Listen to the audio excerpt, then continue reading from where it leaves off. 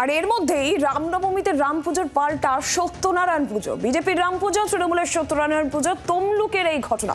বিজেপির রাম পুজোর প্যান্ডেল তৈরিতে পুলিশের বাধা, কিন্তু একই জায়গায় তৃণমূলের পুজোতে কোনো বাধা নেই পুলিশের। আর এই নিয়েই সংঘাতের ছবি সামনে আসছে তমলুক শহরে। ঠিক কি ঘটনা আরো বিস্তারিত জানাবেন কিরণ মান্না, টেলিফোন লাইনে রয়েছেন প্রতিনিধি। কিরণ, কি জানা যাচ্ছে?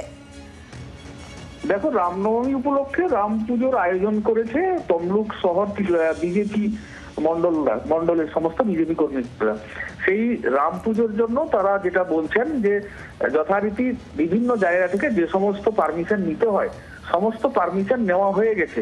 তা সত্ত্বেও হঠাৎ করে রাতারাতি তৃণমূল কংগ্রেস সত্যনারায়ণ পুজোর আয়োজন করেছে, যে পুজোকে ঘিরে রীতিমতো এখানে শোরগোল পড়েছে এবং প্রতিবাদে ঝড় উঠেছে।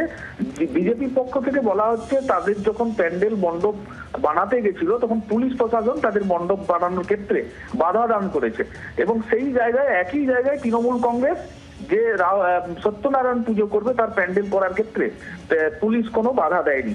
পক্ষপাতিত্ব করছে বলে পুলিশের সঙ্গে বচসা হয় এবং সেই বচসাকে ঘিরে একটা উত্তেজনা পরিস্থিতি তৈরি হয়। এখনো পর্যন্ত তার কোনো সুরাহা হয়নি। বিক্ষোভ দেখাচ্ছিল সকালে আজকে বিজেপির পক্ষ থেকে, পরে পুলিশ তাদেরকে থানায় ডেকে তাদের সঙ্গে কথা বলবে দুপুরে। তারপর কি হয় এখন সেটাই দেখার। ধন্যবাদ কিরণ।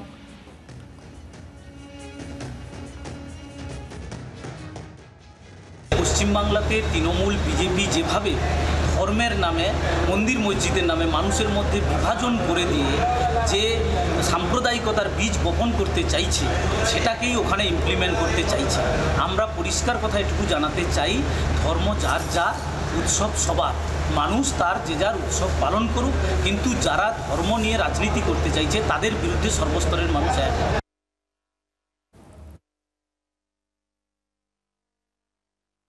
পুজো করার অধিকার সবারই রয়েছে।